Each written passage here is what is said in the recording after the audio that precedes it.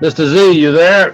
Good to be with you, sir. I want to tell you something. I care what everybody thinks, but I know that without Record Store Day, the feasibility of making these projects get to the green light phase wouldn't be possibility.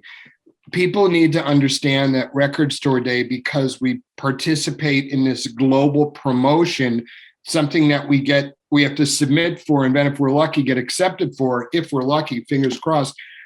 It allows us to ship sold out on these productions, which are then in many cases cover for the majority of the production so that we can afford to do it in the first place. It's like mortgaging your house on some of these productions. And it's like a lot of money up front. There's a lot of risk.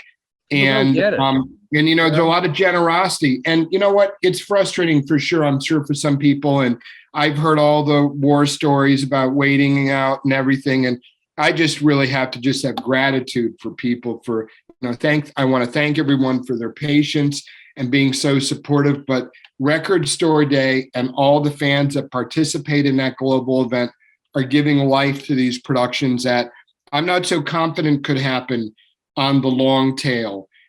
At Resonance, at Elemental, at Reel to Reel, who do mainly participate in these Record Store Day events, it's hard. It's hard making these projects work. And you have a group of individuals that are as passionate as the fans of your group is about the art and wanting it to happen. But anyways, it's a really important thing. And we're fighting the good fight every day and trying to not just bring stuff that's been out there a million times, but new things, or righting the wrongs of the past, or having a good reason to go back and do it. And these 5 releases are a testament to what goes into my day-to-day working with my teams at Elemental, at Resonance, of course, at Reel to Reel. And I'm grateful especially to Zach Shelby-Cisco, my associate producer on these, who's really helped me drive the car. Bill Evans, this is a great place for us to start. Pepper Adams, Corey Weeds did the production on that. I'm just kind of running through these so people can see what we're going to talk about.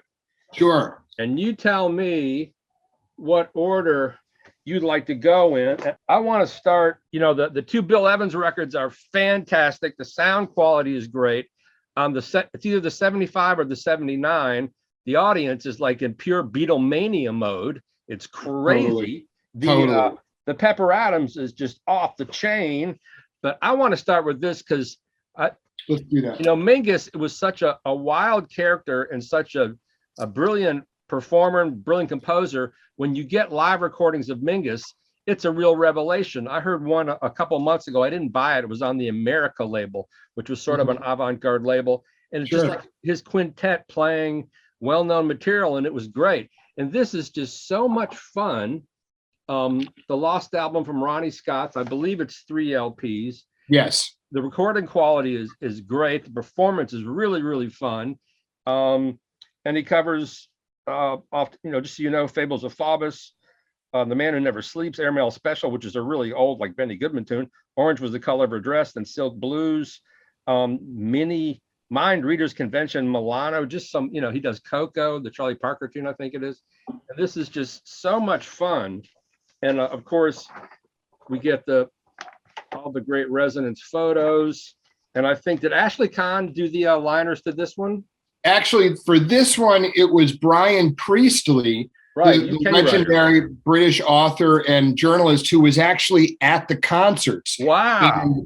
Which was wonderful to include him. And as a bonus, besides him reflecting and being able to contextualize and put in frame his music, really what it means to his career, he was there, and he also conducted 2 interviews, one with Charles Mingus, one with Charles McPherson. I love the artwork and the logo. We were very fortunate having the great John Sellers and Burton Yount collaborate to come together to create this. I really love the artwork. I feel that this is like building a house, right? And you want people to come in the front door, and I expect it. I want to knock people out. This really goes into the elevation of the art of record making, the whole package, the whole shebang. and really having an experience that really transport people. It's investigative music journalism. We have a variety of different voices. As I mentioned, Brian Priestley, along, not just to mention his lead essay, but excerpts of interviews that he did in 72 at the club. Also, we were very fortunate to speak with Eddie Gomez and Christian McBride, which was wonderful. We have a new interview as well with Charles McPherson, who, by the way, played with Charles Mingus longer than any other musician for 12 years. Oh, that's amazing. And he's still out there doing it. He really is. And I talked to him just a couple of days ago. He's in the Jazz Vinyl Lovers group. He's a wonderful guy. And his wife, Lynn, they've been so supportive, and they're behind this project and participating and lending their voice. And it's been great having Charles behind that. But also for the book, too, we were able to get the great author, columnist, writer, raconteuse, Fran Lebowitz, who was a friend of Charles. We did. I wanted to go all in. I wanted to figure out who are the people that we could talk to about this recording that would have something to say. And there's all sorts of different textures and just wonderful memories, anecdotes, and really reasons why Charles Mingus matters. But this recording is very important because it's being released 100 years and one day from the birth of Charles Mingus, his centenary this year. And this is a really important project for us to recognize. The story, Ken, started back in 2011. Keep going. I have to remove the stylus. Oh, sure. This project is one of the longest productions at Resonance that we've been chasing and going after for a number of years. Truth be told, I actually started speaking, George Klaben and I, my co-presidents at Resonance, began speaking with Sue Mingus back in 2011, 11 years in the making. Wow. Until we were able to realize this production. And this was a record that was made professionally. There was a mobile recording unit that came out and recorded it to 8-track audio. The fidelity is amazing. And this was supposed to be a released album from Charles Mingus in the early 1970s. It never happened. And Sue sat with these multi-track recordings for decades. And there are a couple of bootleggers, I'm sure that there's some connoisseurs out there that recognize this had been very briefly leaked into the ether, the dark interwebs, but there was never an official release, and the tapes existed, and it was an opportunity for us to go back to the original tapes. Our engineers, my co-president, George Klaben and Fran Gala, did the great work of mastering this project to get the music right. And we worked with our good friend, Bernie Grunman, the legendary mastering engineer at his studios in Hollywood, to press this. Then at RTI, 180 gram vinyl. It's a 3 LP set, like you said. It's got a 16-page insert. It's a 64-page for the CD, which I know we don't talk about here. Wow. But it was a labor of love. It's like George and I had said for years, well, who would be an artist that we would really love to have something by? And Charles Mingus is someone that we recognize as a great genius in this music. He was a bassist, a pianist, a composer, a painter, a poet, an activist, and somebody whose legacy matters now and is so important for us to really be reflecting back on the enormous footprint that he left on this earth while he was here. His legacy is going to shine on for generations to come.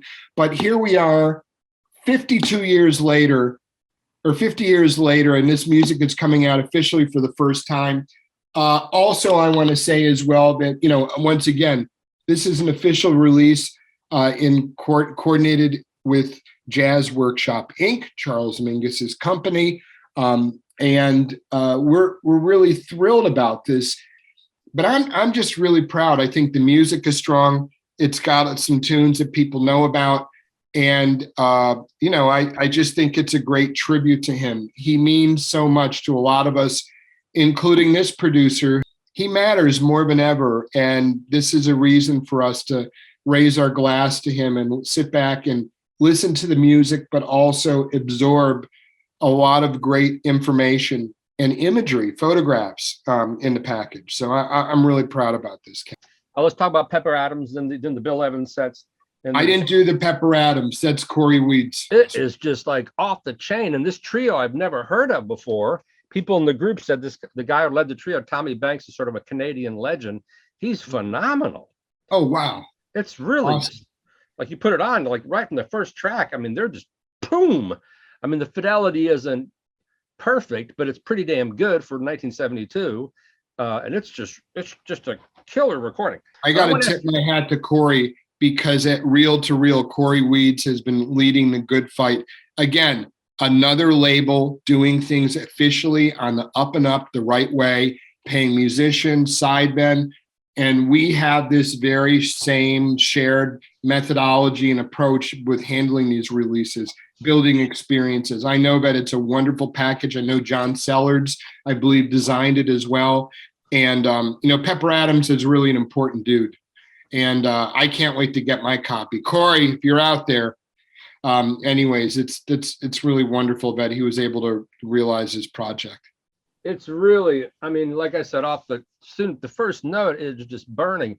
And this unknown trio, and I was a drummer, so the drummer is really startling. And the piano player is just like a giant Tommy Banks that nobody's ever heard of. I mean, this guy is right up there with the greats. I mean, his solos are just remarkable. They keep you in rapt attention throughout each solo because the places he's going and is playing, and the recording's pretty good. But I wanted to ask you first, what is the process for getting these families their royalties? How does that whole thing work? Well, every deal I would say is proprietary. It really is a confidential business matter. But just know that we do deals with the families. So in most cases, they always get usually an advance, and then there's some sort of royalty.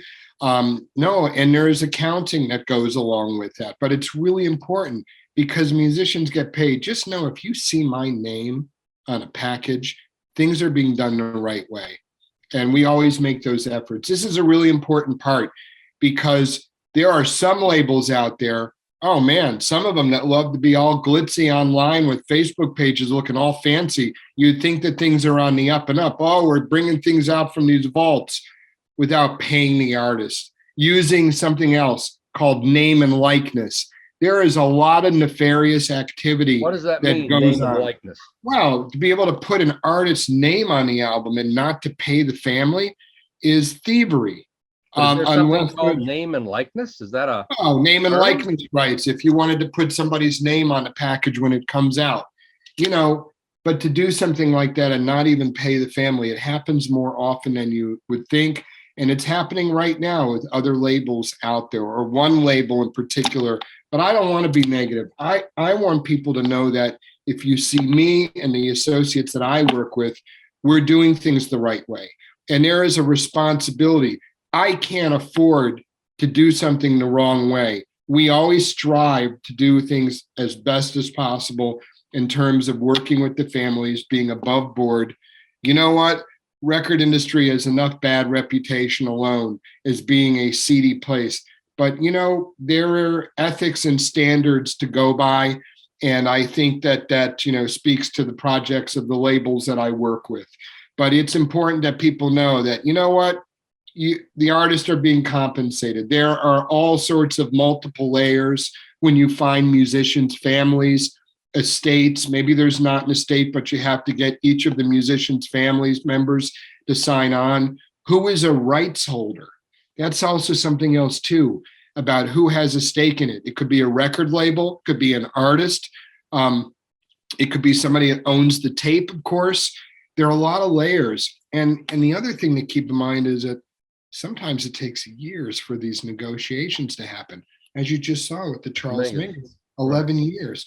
Our Thad Jones, Mel Lewis, All My Yesterdays, that was about 6.5 years. I thought that was a long one right there. Luckily, there's a lot of ways that we do our sleuthing, even sometimes down to music publishing, chasing where royalties go, trying to ask around. And luckily, because of the circles that we work in, I have peers that have worked with artists or administrate publishing or work with a record label they were signed to. So we make our best efforts to find these people, but usually we do, especially for a lead artist. There's going to be more Bill Evans coming. People should be really excited.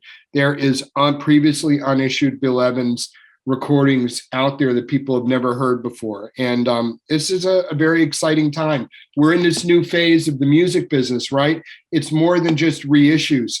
These are not reissues. These are archival discoveries. Sometimes it means putting out something for the first time. These two Bill Evans releases, those had been briefly issued as collector's bootlegs. Yellow Note Records, come on, man. The musicians weren't paid, family members weren't paid.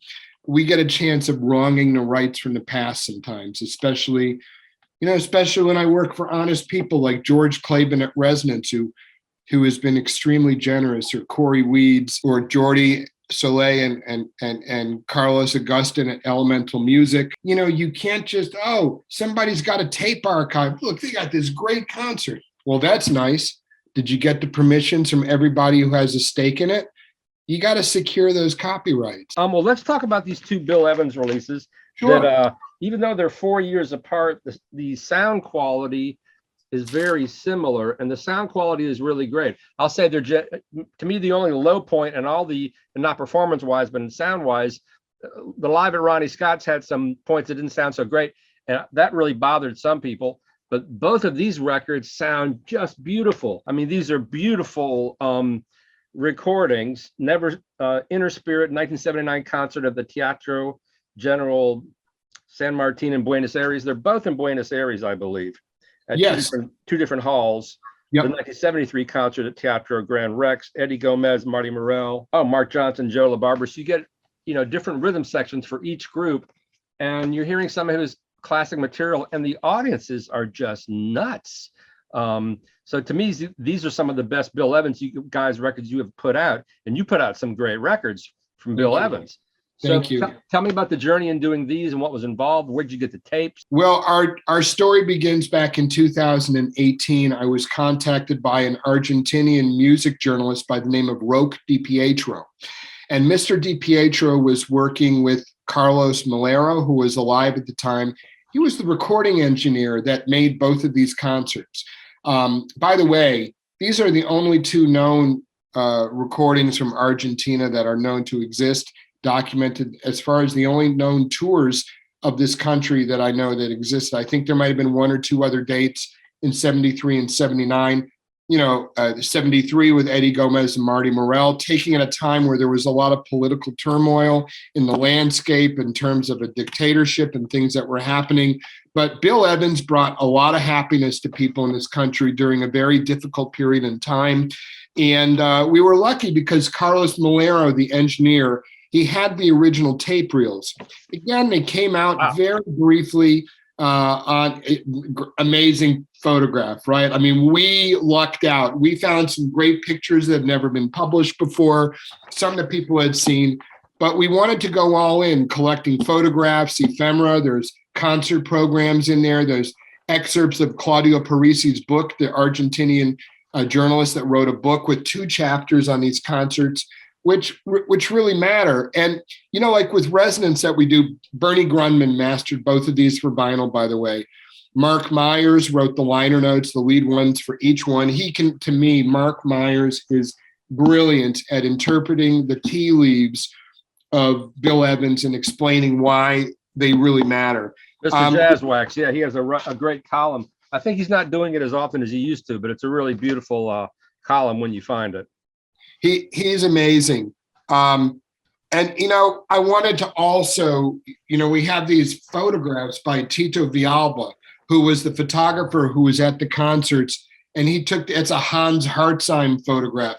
What a wonderful, warm picture, radiating that warmth with that big smile. You know what? We often see such a pent-up, such a serious look from Bill, and there's some gorgeous photographs that really, I think, will warm people's hearts. This is one of them. This is one of the great pictures. Hans Hartzheim, I believe, shot that perhaps in Germany, but it was from the right vintage. We're always looking for great photographs and great writing. And speaking of, I always like to have, Ken, a musician of note, somebody who can say something with context about the musician.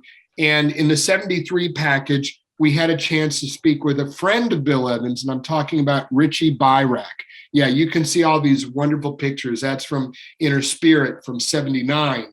And we asked Mark and Joe to put on their Bill Evans tour jackets, the satin coats that you see in the back. They both still had them. All three of them had these jackets. But, these are really great literary experiences too, in terms of, recapping the history and why it matters. And Bill Evans's 2 trips down to Argentina. And so for 73, we got Richie Byrack, who talks about his friend. There's a photograph of Richie and Bill together in front of Richie's building. And then for 79, we also spoke with one of my favorite pianists from Italy, from Rome, the great Enrico Pieranunzi, who to me tremendous. Also is somebody that's been directly affected by Bill Evans's music. And he just, we tried to really raise the bar when we do these. They're building books with music. I want to give people an exciting experience. If you're going to put your hard-earned money down for a project with my name on it that we've worked on, I want people to know that we've gone all out to make it as great as it can be. With the Bill Evans projects, it's really a privilege because we go especially far out, photo licensing, everything. And they got some girth, 180 grand. Bernie Grunman, the good folks at RTI, Record Technology Incorporated, did the pressing on them. And I'm really proud about these. And I want to thank Evan Evans and the Bill Evans estate for allowing us to have the privilege of releasing this music. They have given birth with our company now on all these productions all these years. And we want to keep going. We're still looking for stuff. But here's the most important thing. It wasn't about just getting tapes. Ken, it was about having Bill Evans at his very best. And these recordings sounds wonderful on these recordings. And these are both 2 very important groups. And, we all know Eddie and Marty, of course, and our company has been fortunate to put out some recordings going back to the beginning of that group. But, the later trio with Mark Johnson and Joe LaBarbera is just amazing. One of my favorite releases is that box set for Turn Out the Stars on Warner Brothers. And, there's just these guys or these warriors communicating in their own language up on the bandstand. And it's remarkable because Bill was able to go from within himself every night, and these musicians with him on stage to give tour de force performances night after night, doing things that were different, keeping the music inspiring, and working so hard. It's really remarkable. I feel very lucky that we've been able to play a part in Bill Evans's legacy. He's in the bedrock and the fabric of resonance. And the folks at Elemental love him too, as we put out some projects, and we'll continue to do so. But Bill Evans, a timeless artist, an important artist who has spanned, inspiring numerous generations. And I'm confident that his legacy is going to continue to touch people. He matters. Yeah, Bill Evans is still one of the best-selling artists in jazz. And as I said, the performances on both of these is great. The sound quality is great. What do these list for a piece? I believe these are about under $50, just under $50 a piece. The Mingus, I believe, is $74.98. The other ones, I believe, are $49.98. But it all depends on the retailer. We can't tell people what to price it for, but that's what the quote-unquote MSRP is, I believe. But, it costs, multiple cups of coffee at Starbucks these days. You could trade in a few of those and get something that'll last on your shelf.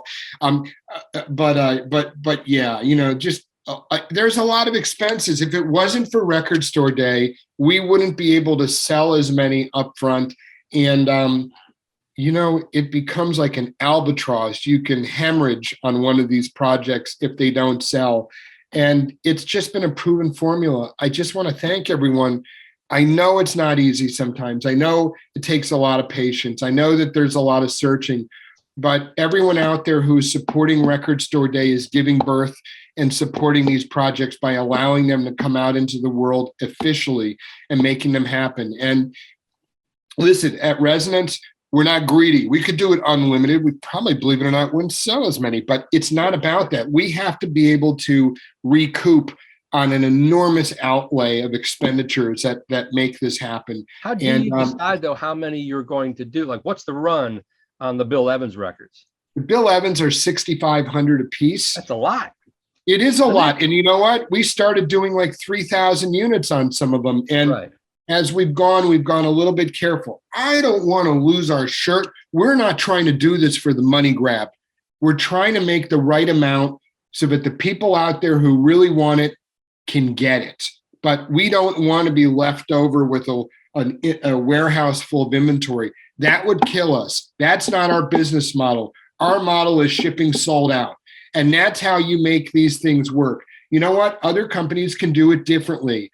You know, there's a different model when you do it the other way. But if you ever were in my shoes and you had to look at a financial analysis and you had to put your house, mortgage it against your house, this is a way of, without getting greedy, it can happen, it can make its money back, and we can all breathe easier. And as a result, we get to do more projects. It's really an important facet of what we're doing, and it makes it all possible. So please hang in there.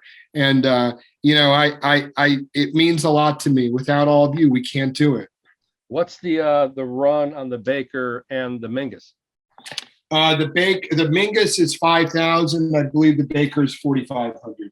That all sounds. No, 4,000 on the Chet Baker. Sorry. No, 4,800 on a little odd number there. 4,800 on the Chet Baker. But you know what? We're not looking to. I want to just ship be done. You know what? This is part of the event. You started out with much smaller runs. Well, we did. You know, I remember in the beginning we were doing 3,000 units. Oh my God, 3,000. But you know what? I don't want extra stock sitting around the warehouse. I mean, heck, we have hand numbering on the back of the packages. To me, it's the closest thing to getting, hey, you're part of the action, and you're able to get a, you know, it's like a signed print. Well, let's talk about this one, Chet Baker Trio live in Paris. Oh man, this one, the fidelity is not as good as these other three releases, and some, to my way of thinking, it's kind of, it's mono. It sounds like you're in sort of a small club, which is fine. And he does singing. I'm not a big fan of his singing, but there are some beautiful passages where he's playing beautifully. I've often said, or whatever, if you listen to the later Steeplechase records by Chet Baker, he got better as he got older. No matter if he was a junkie or what he was such a great artist. He was getting better, and you can hear that in spots on this recording. And the trio, that's Pepper Adams. I don't know the group on here very well, but you go ahead. This is a great project. I'm an enormous fan of later Chet Baker. I mean, I was really moved by the Let's Get Lost, the Steeplechase, the Crisscross recordings. I love the instrumentation here, first of all. We have recordings made for Radio France in 1983 and 1984. These were broadcast quality recordings. And we have two trios. This is trumpet, piano, and bass. The first one from 83 is with, it's the late pianist who is a very important artist in France and throughout Europe, Michel Gralier, and the bassist who is still alive, Dominique Lemerle. That was recorded in June of 1983 at the Esplanade de la Défense in Paris.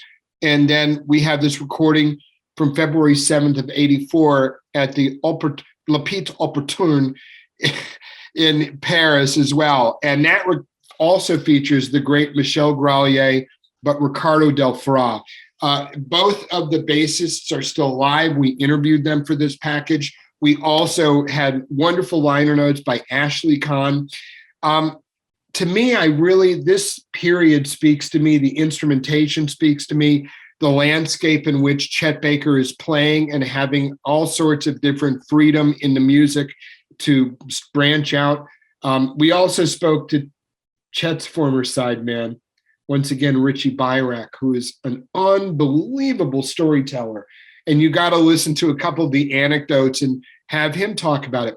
Chet didn't need a drummer, okay? And Chet really knew He had such a natural feeling with the music. It was just remarkable. We have these incredible pictures that were taken at the actual concerts too.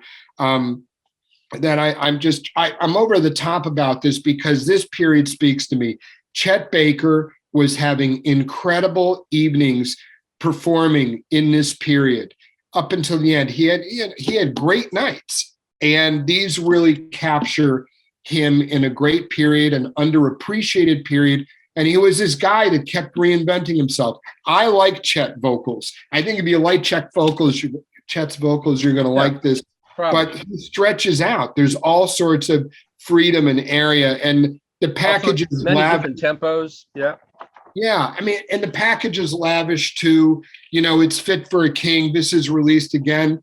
This is an official release with the Chet Baker estate, and also with our friends at INA in France. And I want to thank Christiane Lemaire, who has been an incredible supporter of mine at Resonance and Elemental Music.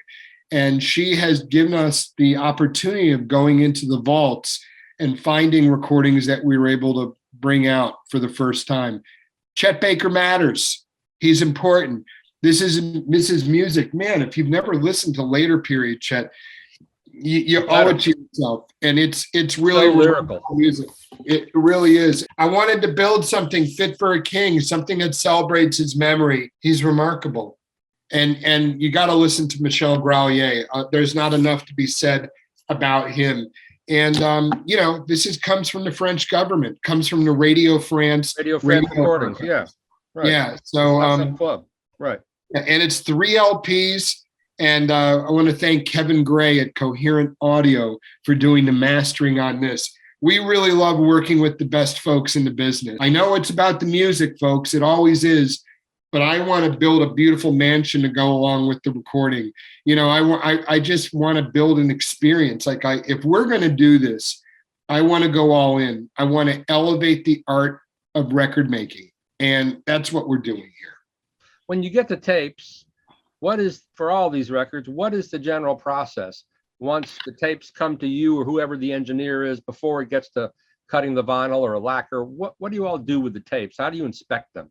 Well, the tapes are inspected from a variety of different people. Now, we work with INA, so they have the original tape reels, and we go back to those reels, and we get the audios to our engineers who then do the mastering, and we prepare that. But, there are some instances sometimes where, listen, a live tape is much different, a different animal than a studio album, okay? When you're in a studio, you're mixing it live. Hey, you've got something. You had Rudy Van Gelder, or you had other engineers. I was going to say Cal Lampley. I'm trying to think of some other folks there. That's really not the right guy to mention. That's Zappa, isn't it? Didn't Cal Lampley do Zappa? I think he actually did a couple of Riverside dates. I want a Resonance Zappa record. Yes, bring it. I'm digressing. But the point is, though, that it really depends. When you have a live recording, oftentimes the tapes need to be digitized first. There are things, imperfections that are just natural. A dropout, maybe something that needs to be done. When an LP mastering engineer does their craft with their proprietary machinery, their techniques, they have a way of adding that sheen, adding something so special that can bolster and boost a recording. And it's really based on their technology. That's why, when you're working with these people, they bring so much of it. And that was no different. I'm working with Lee Morgan live at the Lighthouse with Kevin Gray, or working with Bernie Grunman on First Flight to Tokyo. But there are times where some of these recordings need to be digitized first. I'm sure that's the liner notes, that's the case. I know people don't like to hear that, but guess what? When you work with live tapes, that's what you do. Otherwise, it wouldn't sound so pretty. Put it on and listen for yourself.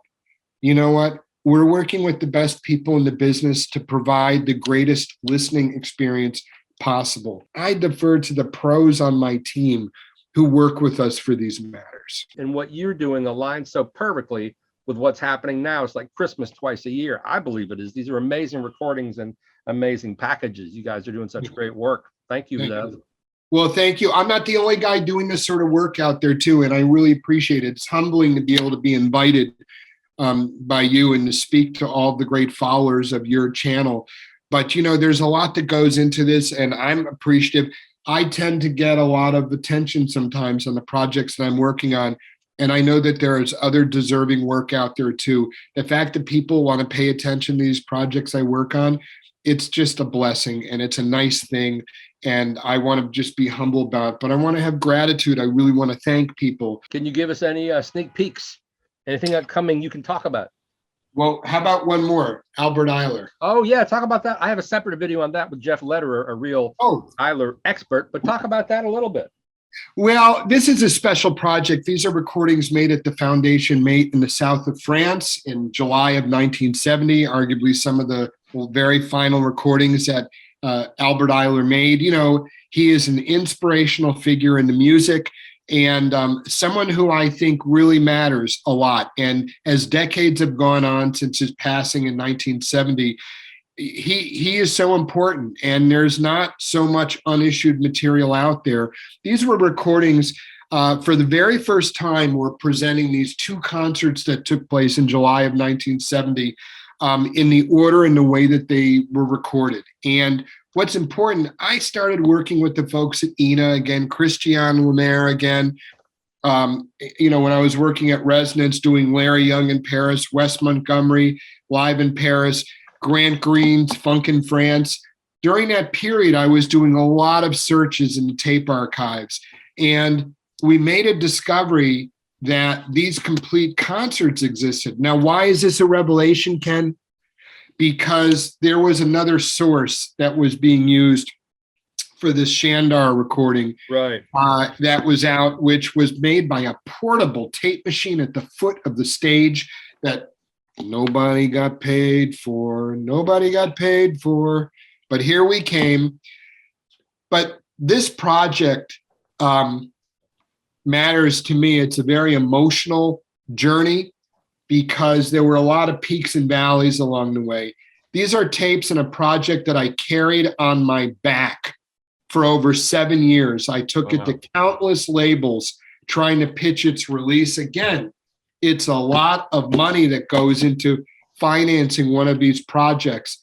And this is a 5 LP box set mastered by Kevin Gray at Coherent Audio. Wow. And it's a trifold with 3 LPs and a gatefold with 2 LPs, presents the music in its order. And after being beaten down and discouraged by numerous labels who were my friends, who said, Zev, that's just too rich of a project for us to get behind, I went to my friends Jordi Soleil and Carlos Agustin at Elemental, who had a relationship of their own. I mean, this is where the Chet Baker recordings come from the great INA archives maintained by the French government, an entity that has really, they have looked after documenting their history of music in France, maybe unlike any other archive in the world. And INA, I've been working with them for years, but so did Jordi and Carlos at Elemental. Anyways, about 1.5 years ago, I just was revisiting this project saying, how am I ever going to make this happen? And it occurred to me, Jordi and Carlos are working with them. So I went to them on bended knee.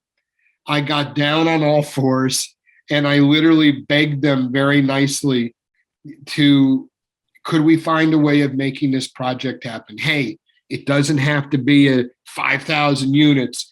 It just needs to be able to come out into the world in a way that the musicians and the rights holders get paid, so we can see that this at least gets a chance to come out. Now, listen, this is a limited edition, only 1,200 of these on vinyl, a limited edition. Crap. That's it. 600 for the States and 600 for the rest of the world. And listen, you know what? You got to engineer these things the right way, Ken, because this had to be done as a limited edition, so we knew it would sell out, so that we could run financials that would be a guaranteed shoe-in that they're going to go out and they're going to ship sold out. We got this great music. Jeff Lederer and I, we worked with this engineer also in Vancouver, Sheldon Zaharko. He's worked with us at Reel to Reel with Corey Weeds and I on doing like George Coleman and a bunch of all these other productions. He's wonderful. And then we also had a chance of working with Kevin Gray at Coherent Audio. I wanted to do something. I really wanted to challenge something. Hey, if we were going to do, it had been 20 years since the Holy Ghost box set, which a lot of people really kind of say on Revenant was like one of the greatest Albert Eiler documents ever. Jordy and Carlos allowed me to make, I think, I want to pull up the number here. It's the number of pages.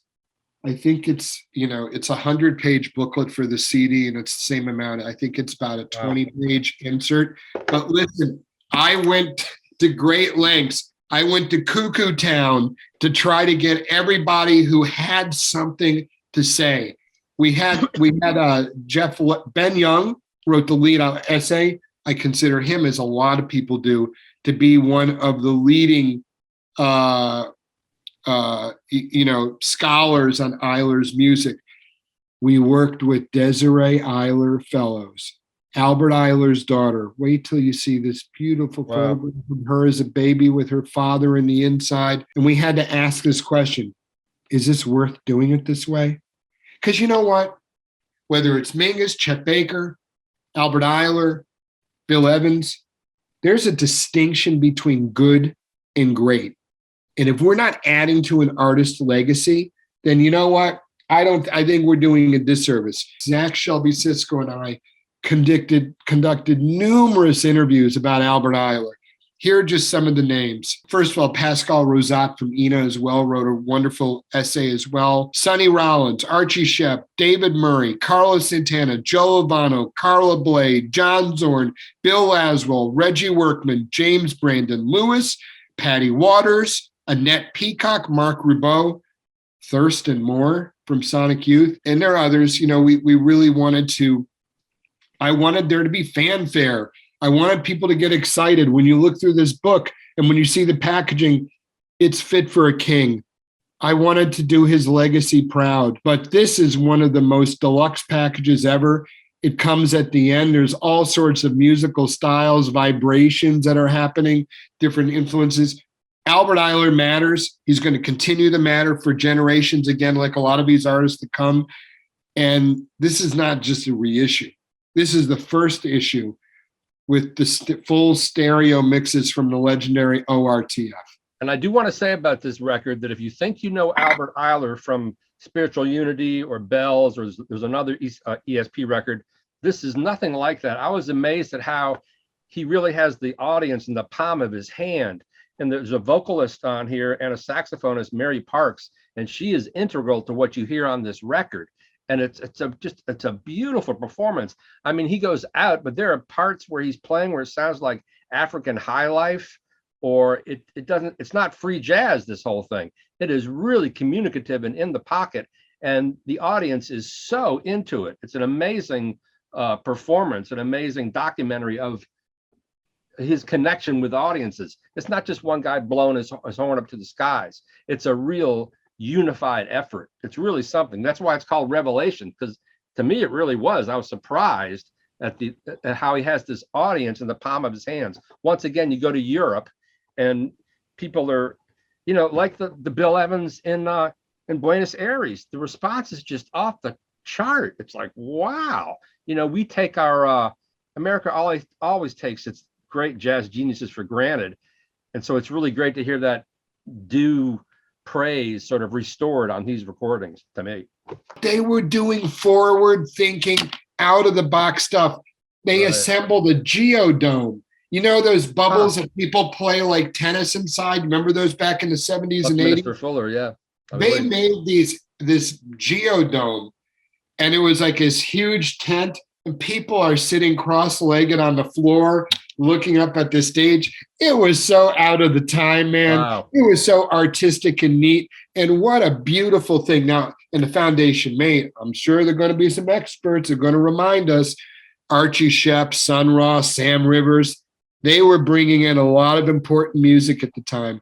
But this is the gold standard now, I think, for this music. And it's because of this release for Record Store Day, we were able to bring it out into the world. Aren't we lucky? Just unbelievable. And Embarrassment of riches. It really is. And it's all because of all the listeners and followers that support these projects. If it wasn't for them, these could not happen. So anyways, that's what I got to say. Thank you, Zev. Thanks for your time, man. Thank you for having me, Ken. Always a pleasure, sir. Always a blast, man. Thanks for the Thanks good for all work. the love. All right. Keep going, baby. All right, man. Onward and upward.